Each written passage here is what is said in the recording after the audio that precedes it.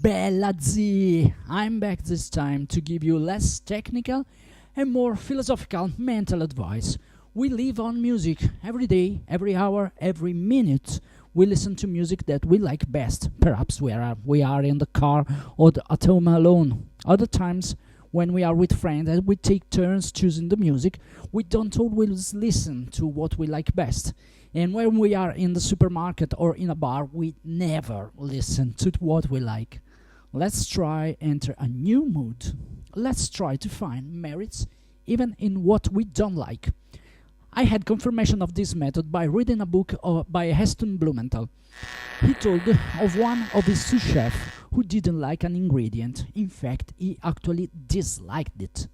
Heston made him work for a month only on that ingredient, working it, tasting it, and the sous chef at the end thanked him because he discovered that he liked the ingredient, celeriac if I remember correctly, a lot.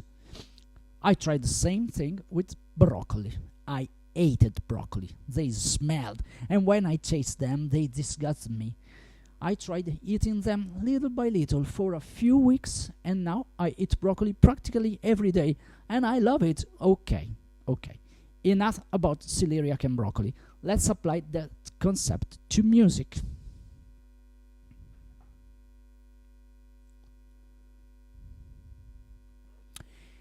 I am convinced that there are people who see this video who say that reggae is rubbish.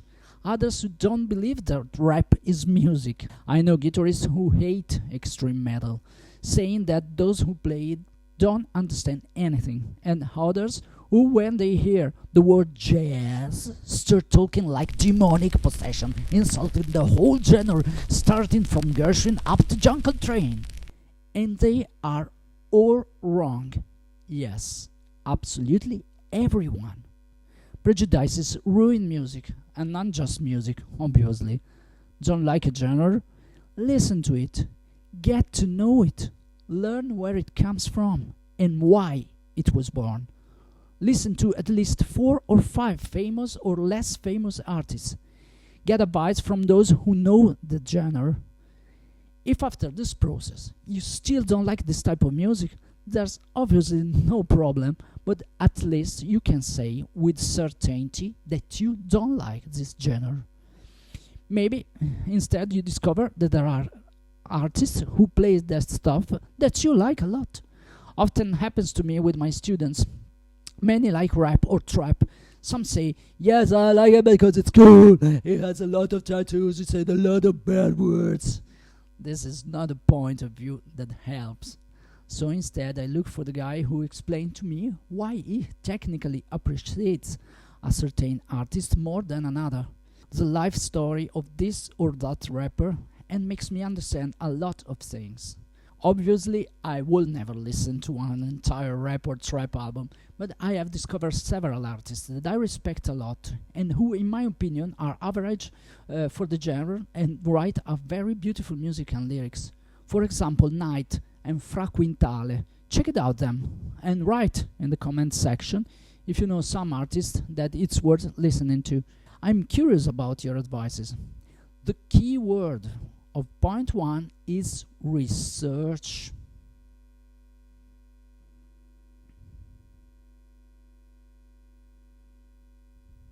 There are a lot of artists that I don't like, not only genres that I don't like, also famous, historical, very important musicians that just don't attract my attention. Maybe I listen to some song trying to get the most out of them from my point of view, but it's not enough. Do you want an example? A huge example? David Bowie. Yes, really. I swear, I don't like the White Duke. I don't like listening to Ziggy Stardust. And yet, I respect him so much. I recognize his enormous value on musical level, but I just don't like his songs. Going back a bit further, I also add Chopin. I just don't appreciate him. These 2 examples are extreme, so we're talking about 2 musical geniuses. We have to try to appreciate even those who aren't geniuses and who maybe we think are terrible musicians. Let's try to find something good. I mean, on a musical level, it doesn't matter what team he supports or if she has interesting physical gifts. You know what I'm talking about.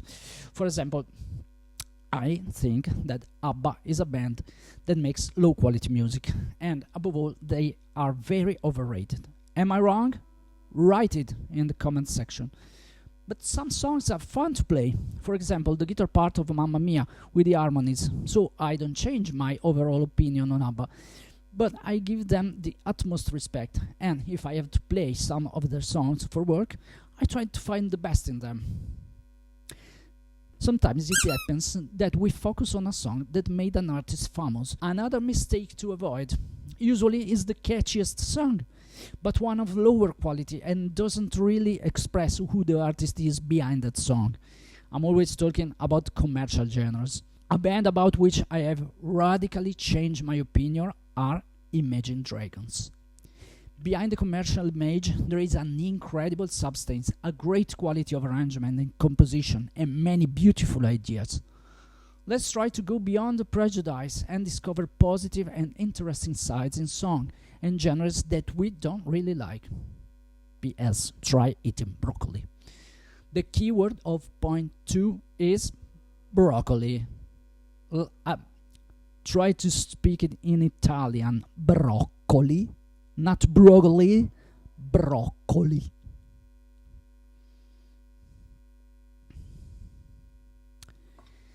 Let's talk now about growth through the way of playing. Before, the discussion was aimed at the cognitive and mental approach. Now it's about putting your hands on the instrument.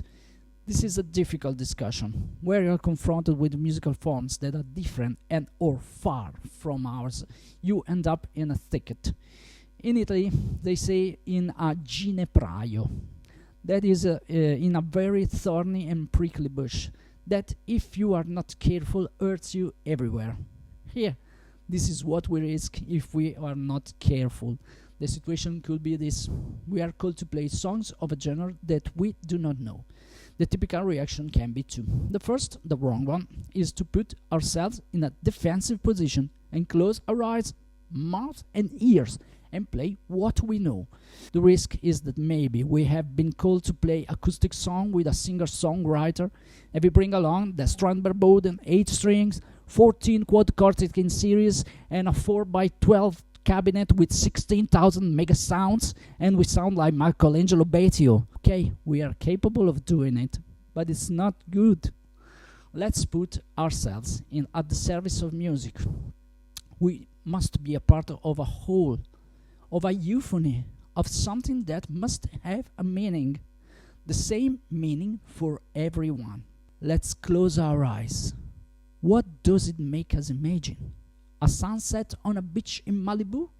Or a snowstorm on a Norwegian fjord? A party in a cellar in Kingston Town? Or a walk alone on a Scottish moor? Every song has its own way, its own needs. Let's not overwhelm them with our imposition. Let's get out of our comfort zone. I remember years ago, while we were arranging the song, I thought that a jazzy part with a walking bass would have been great, and I was really excited about this idea.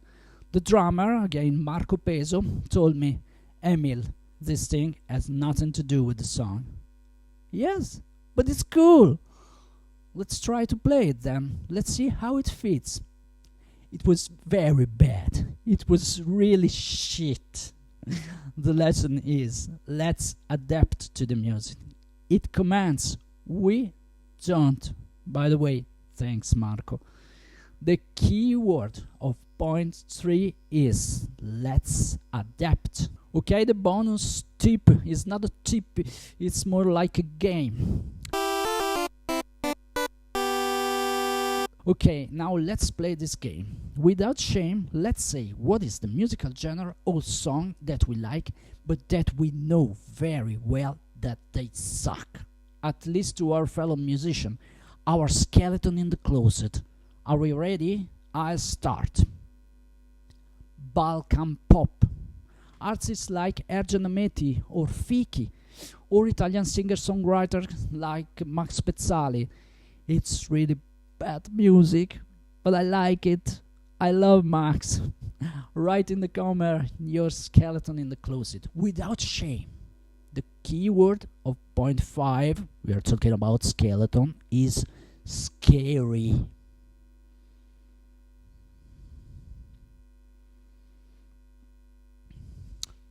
Sometimes, even in the same musical genre, we can't get out of an impasse. There is a period in which we can't listen to anything other than the usual 3 or 4 artists, the usual ones we've been listening for years. Taking a step like this is very important because it allows us, within our comfort zone, to compare ourselves with other artists, bands or musicians. So we search the recommended video section, or we open playlists starting from a video, so we can hear different facets of the same bands we're listening to now. Another thing I do is to Google bands similar to, and I get a lot of results. So I discover bands that I really like. A few years ago, for example, I Googled bands similar to Tool, and I discovered Suen, a great band, a side project of the Opeth drummer, a real surprise. So I arrived at my current favorite band, which is Haken. We have technology that helps us. Let's try not to become lazy. Let's keep our curiosity high. Then, if we don't like a song in a playlist, we can also skip it. It happens that we don't feel the feeling with a song. Another very important thing, go to see concert. Lots of concert. In the meantime, seeing an artist playing live gives you an incomparable emotion. And then, with the open acts of other bands, you discover your favorite band. Another example that concerns me, at 19, I went to see Black Sabbath in Milan. And as an opening act, there was a band of very young people. Cathedral. The next day, I bought all the records. Same thing for Iron Maiden in Genoa. Had the Almighty support. The next day I immediately went to buy Power Tripping. The keyword of point 4 is curiosity.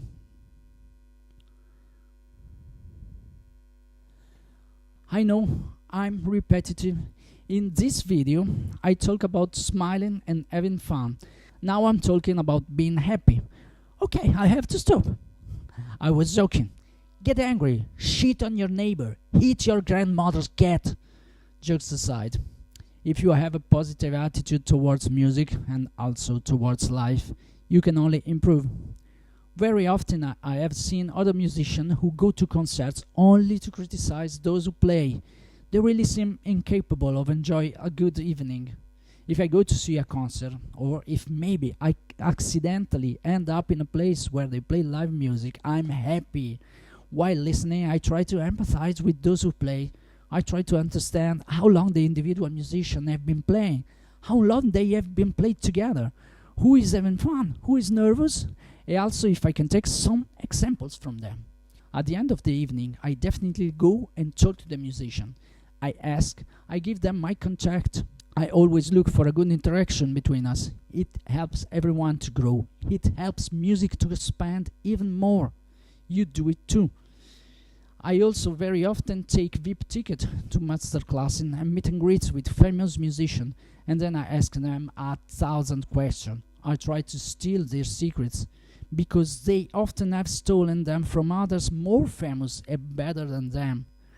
Recently, I went with my son to the Charles Berthoud Band and All England concert, Escape from Internet tour, and they were wonderful. They gave an amazing concert. We were together for an hour before the concert, and they answered a lot of my questions, curiosities. I won't hide it from you.